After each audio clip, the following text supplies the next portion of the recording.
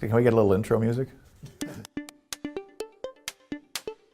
My name is Michael Gray, and I'm a realtor. You know, looking back, it seems like a natural progression, although it's like a fairly varied background. From the gas station and car wash industry as a manager, simultaneously working weekends in the nightclub industry, all while simultaneously running like a startup graphic design, illustration, advertising type business. I finished with the gas station business, ramped up the advertising, and as that wound down, I started in real estate.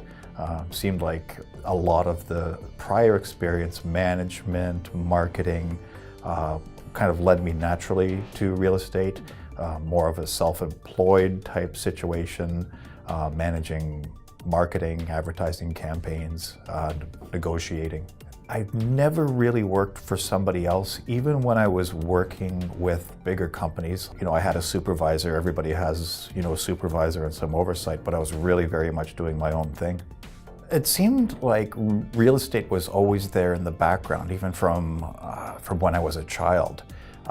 You know, in my probably early teens, for one reason or another, I was always attracted to the real estate section in the Mississauga paper. When I bought my first home in my late 20s, I wanted to be maybe more involved in the process than the average client.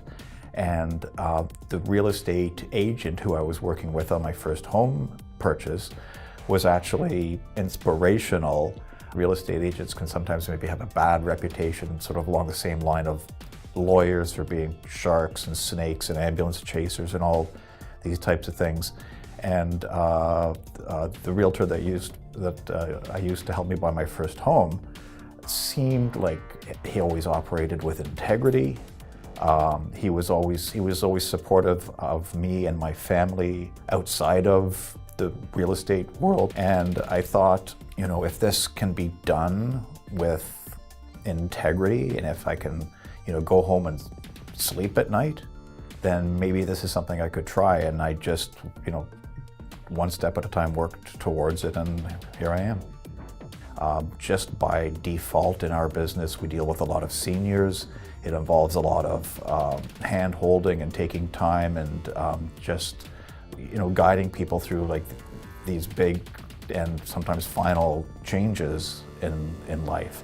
And you know, what we do is very, you know, interpersonal and face-to-face, and it's almost as if we pick our clients and spend personal time with them, working them through these transactions.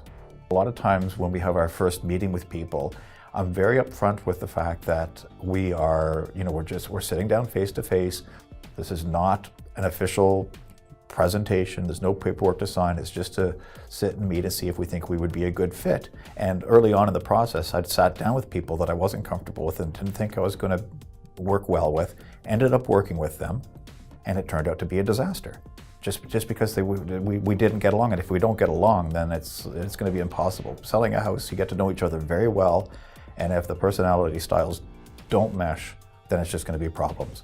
So I learned fairly early on not to work with people that I don't think are going to be a good fit. If somebody's going to get into the business today, they have to realize that it's hard work, especially when you're new. It's extremely competitive, and you have to be able to thrive on failure. Like, if you can't get pumped up by going out and not succeeding the first time around, then this isn't for you, because you're going to run into failure and disappointment time after time after time on your way to success.